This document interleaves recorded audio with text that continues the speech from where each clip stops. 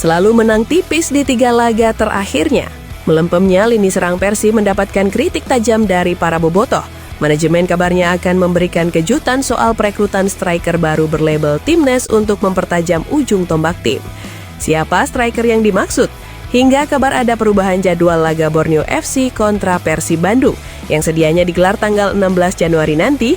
Namun sebelum itu kita bahas topik pertama kita dari kabar ricuh antara oknum supporter Persija Jakarta dengan oknum supporter Persita Tangerang yang terancam sanksi sangat berat ini dari Komdis PSSI. Yaps, kericuhan antar supporter sempat terjadi seusai pertandingan Persita Tangerang melawan Persija Jakarta pada pekan ke-19 BRI Super League di Indomilk Arena Kelapa II, Kabupaten Tangerang pada Jumat 30 Januari kemarin. Kericuhan tersebut terekam dan tersebar di berbagai sosial media. Dalam video itu, keributan terjadi di luar area stadion. Terlihat 2 kelompok supporter saling melempar barang, salah satunya botol, ke arah kerumunan supporter lain yang berada di sekitar lokasi perekam video. Di sisi perekam, tampak sejumlah supporter mengenakan pakaian berwarna putih dan oranye. Di antara kerumunan massa yang terlibat ricuh, terlihat petugas keamanan mengenakan baju hitam menghimbau para supporter di sisi perekam video untuk mundur. Sehubungan dengan video tersebut, Kapolsek Kelapa II Kompol Gus Prihatin Zain menjelaskan, kericuhan dipicu oleh saling ejek antar supporter. Ia menegaskan tidak ada unsur provokasi dalam peristiwa tersebut dan situasi dapat segera dikendalikan. Ia juga memastikan tidak ada konflik antara supporter Persija Jakarta dan Persita Tangerang. Menurut dia, hubungan kedua kelompok supporter selama ini terjalin dengan baik. Ia menambahkan, secara umum suasana pertandingan berjalan aman dan kondusif. Dengan adanya kericuhan antar supporter ini, Persija maupun Persita kini terancam sanksi dari Komdis PSSI. Terlebih supporter lawan yakni The Jackmania yang melakukan away ke kandang Persita Tangerang. Sampai video ini dikerjakan, belum ada kepastian sanksi atas insiden ini. Sementara itu, kehadiran The Jackmania pada laga tersebut menjadi sebuah sejarah karena sudah lama kelompok supporter itu tak hadir saat Persija bertamu ke kandang Persita. Gesekan-gesekan yang sempat terjadi dahulu membuat hubungan antara supporter dari kedua tim itu sempat panas. Ketua Umum The Jackmania, Diki Sumarno, mengaku senang dengan momen bahagia antara kedua kelompok supporter tersebut. Ya, sejujurnya ini sebuah kebahagiaan tersendiri karena selama saya menjadi Ketua Umum The Jackmania, ini pertama kalinya akhirnya The Jackmania masuk ke Indomilk Arena.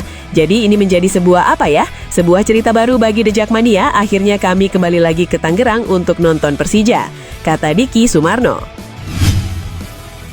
Pelatih Persis Solo, Milomir Cecilia, cukup puas dengan perkembangan anak asuhnya meskipun harus kalah melawan Persib Bandung pada pertandingan pekan ke-19 kemarin.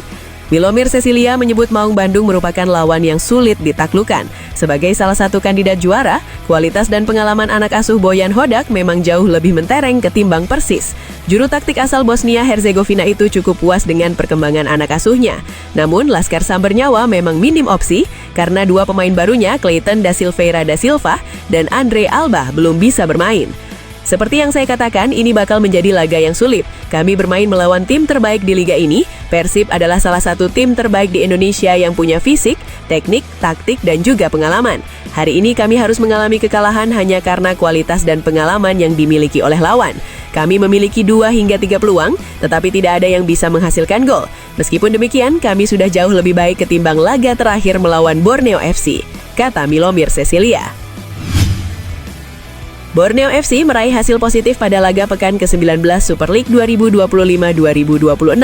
Menjamu PSIM Yogyakarta di Stadion Segiri, Samarinda pada Minggu sore kemarin, Borneo FC menumbangkan PSIM dengan dramatis. Borneo FC unggul terlebih dahulu lewat gol pemain baru Caio Nunes, memaksimalkan umpan dari Astina pada menit 29.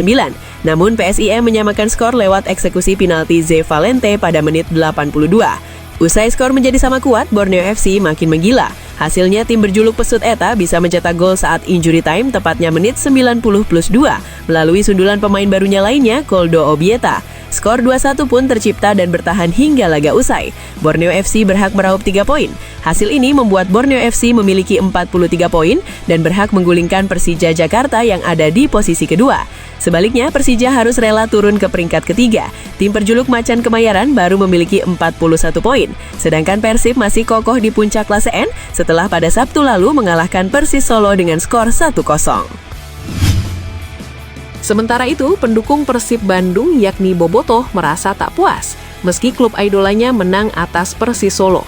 Bermain di kandang lawan, Persib Bandung sukses membawa pulang 3 poin berkat gol sematawayang yang ditorehkan lewat sundulan Andrew Jung, menit 39. Persib Bandung memiliki banyak peluang, namun belum bisa dioptimalkan. Hal ini pun mendapat sorotan tajam dari Bobotoh. Sebagian besar Bobotoh mengevaluasi tak produktifnya lini depan. Sebagian lainnya mendesak beberapa nama out atau segera ada pemain di sektor penyerang. Hasil Persib Sabtu sore lalu merupakan kemenangan beruntun dengan modal sebiji gol atas lawan papan bawah. Pekan lalu, Persib juga hanya menang 1-0 atas tim peringkat ke-15, PSBS Biak, di Stadion Gelora Bandung Lautan Api. PSBS Biak bahkan bermain dengan 10 orang sejak awal babak pertama, usai kartu merah Heri Susanto. Persib sebenarnya mendominasi permainan, tetapi terbentur kegemilangan kiper asal Angola, Kadu. Adapun laga sore tadi merupakan pertemuan pemuncak klasemen melawan tim juru kunci, sehingga Persib dijagokan menang telak. Nyatanya, juara bertahan Liga 1 itu hanya menang 0-1 berkat finishing klinis Andrew Jung pada babak pertama. Persis yang merekrut sejumlah pemain baru di tangan Milomir Seslija sempat merepotkan pada babak kedua. Melihat laskar sambar nyawa yang beberapa kali mengancam Teja Paku Alam, pantas jika kemenangan Persib disebut ugly win atau menang jelek. Meski begitu, Bobotoh tak perlu risau, karena tim kesayangannya mengamankan 3 poin di jalur juara. Pada 2 pekan lalu, Persib juga cuma menang 1-0 atas Persija yang bermain dengan 10 orang. Terlalu banyak menang tipis membuat Persib tidak menjadi tim tersubur di Super League. Sementara itu, sang pencetak gol sematawayang ke gawang Persis Solo, yakni Andrew Jung, mengaku tidak peduli dengan kemenangan tipis itu. Baginya, yang terpenting adalah Persib bisa membawa pulang 3 poin. Ia mengakui Persib sebenarnya memiliki peluang untuk mencetak gol lebih banyak dari peluang yang didapat. Namun katanya fokus utama Persib setelah unggul 1-0 adalah mengamankan kemenangan untuk menjaga posisi di puncak klasemen. Anda tahu pertandingannya tidak mudah, tetapi yang terpenting adalah kami menang. Oke, kami bisa saja mencetak lebih banyak gol, tetapi kami menang 1-0 dan saya rasa kami pulang dengan membawa 3 poin, kata Jung. Operator kompetisi Liga Indonesia I-League secara resmi mengabulkan permohonan penjadwalan ulang laga pekan ke-21 Super League 2025-2026 demi menjaga performa fisik pemain Persib Bandung Pangeran Biru. Pertandingan krusial kontra Borneo FC Samarinda yang semula dijadwalkan pada 16 Februari 2026, kini resmi digeser ke tanggal 15 Maret 2026. Penyesuaian ini dilakukan setelah Persib sukses melaju ke babak 16 besar ACL 2 dengan status mentereng sebagai juara grup. Jadwal babak 16 besar ACL 2 mempertemukan Persib dengan wakil Thailand, Ratchaburi FC. Laga akan berlangsung dalam 2 leg, masing-masing pada 11 dan 18 Februari 2026. Jika tetap dipaksakan bermain di kompetisi domestik pada 16 Februari, Persib hanya memiliki waktu jeda 2 hari. Penyesuaian jadwal ini dinilai krusial agar masa pemulihan pemain tetap ideal demi menjaga integritas kompetisi domestik sekaligus performa di panggung Asia. Melalui surat resminya, Direktur Utama I-League Ferry Paulus menyepakati pentingnya sinergi antara operator dan klub. Menurut dia, kesuksesan klub Indonesia di Asia akan berdampak positif pada peringkat Indonesia di level AFC ke depannya. Menanggapi keputusan tersebut, Deputi CEO PT Persib Bandung Bermartabat Aditya Putra Herawan menyampaikan apresiasinya atas keterbukaan komunikasi pihak I-League. Ia juga menambahkan bahwa kolaborasi ini adalah langkah bersama untuk ekosistem sepak bola nasional yang lebih sehat. Pihak I-League juga sudah menyiapkan rencana cadangan jika Persib mampu melaju lebih jauh hingga ke babak perempat final ACL 2. Skema tersebut mencakup potensi pergeseran jadwal melawan Persebaya dan Persik Surabaya pada periode Maret hingga April mendatang. Namun jika langkah Persib terhenti di 16 besar, maka jadwal pekan ke-24 akan kembali mengikuti rencana semula. Keputusan ini menunjukkan semangat baru sepak bola Indonesia yang lebih akomodatif terhadap prestasi internasional tanpa mengasingkan kredibilitas liga domestik. Akun X @seledingtackle mengabarkan Persib Bandung sedang menjalin negosiasi untuk mendatangkan penyerang naturalisasi. Persib Bandung dirumorkan telah menjalin pembicaraan dengan seorang pemain muda naturalisasi yang berposisi sebagai striker, tulis akun @seledingtackle. Meski tidak menyebut nama pemain yang dimaksud, disinyalir mengarah ke sosok penyerang FC Volendam, Mauro Zijlstra. Kenapa mengarah ke Mauro Zijlstra? Pertama, Mauro Zijlstra masuk kategori penyerang muda seperti clue yang disampaikan akun @seledingtackle. Saat ini usia penyerang 188 cm baru 21 tahun. Selain Mauro Zylstra, sejatinya ada dua penyerang naturalisasi lain yang berusia muda, yakni Rafael Struijk dan James Raven.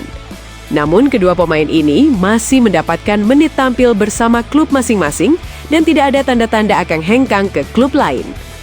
Jelang tampil membela timnas Indonesia U22 di SEA Games 2025, Mauro Zylstra blak-blakan ingin meninggalkan sang klub yang eksis di Eredivisie, FC Volendam. Mauro Zylstra ingin meninggalkan FC Volendam karena kesulitan bersaing. Hingga pekan ke-20 Eredivisie, Mauro Zylstra sama sekali gagal mencatatkan menit tampil. Ia hanya 3 kali tampil bersama FC Volendam U21 dan mengemas 3 gol. Namun, selain kabar Mauro yang didekati oleh Persib Bandung, kini muncul kabar yang lebih mengejutkan, yang kabarnya sang rival abadi Persib, yakni Persija Jakarta, telah menikung transfer Mauro Zylstra. Sang striker dikabarkan akan segera berseragam oranye pada paruh musim ini. Mauro Zylstra diklaim tinggal selangkah lagi bergabung dengan Persija Jakarta pada bursa transfer musim dingin. Laman Football Primer mewartakan sumber dalam Breakan menyebutkan manajemen Macan Kemayoran telah menyiapkan kontrak berdurasi 2,5 tahun untuk Zylstra jika dia berhasil lolos tes medis yang akan dilakukan dalam waktu dekat. Kendati dikabarkan bakal bergabung dengan Persija, laman Football Primer tidak menyebutkan nilai transfer yang harus dikeluarkan Persija. Jadi, bagaimanakah ending dari perumuran ini? Patut untuk kita nantikan.